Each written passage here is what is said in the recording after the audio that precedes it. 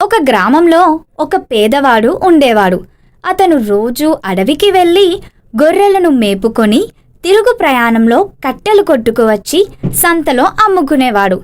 అలా తను కట్టెలు అమ్మగా వచ్చిన డబ్బుతో తాను సంతోషంగా గడపసాగాడు.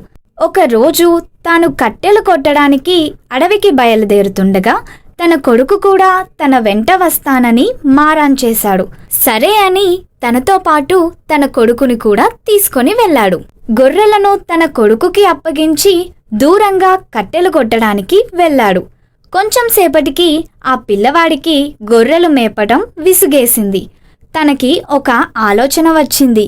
అంతలో పిల్లవాడు నాన్న పులి అని అరవటం మొదలుపెట్టాడు. అది విన్న వాళ్ళ నాన్న పరుగెత్తుకు వచ్చి చూశాడు. అక్కడ పులి తనకు కనిపించలేదు. నాన్నను చూసిన పిల్లవాడు నవ్వసాగాడు. వాళ్ళ నాన్న తిరిగి కట్టెలు కొట్టడానికి వెళ్ళాడు. మరలా పిల్లవాడు పులి అని అరిచాడు.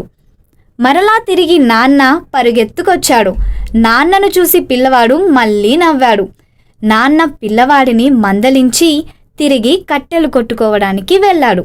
ఈసారి నిజంగా పులి వచ్చింది. దానిని చూసి భయపడిన పిల్లవాడు నాన్నా పులి, నాన్నా పులి అని అరిచాడు. అది విన్న వాళ్ళ నాన్న మళ్ళీ పిల్లవాడు అబద్ధం ఆడుతున్నాడని అనుకొని పట్టించుకోలేదు.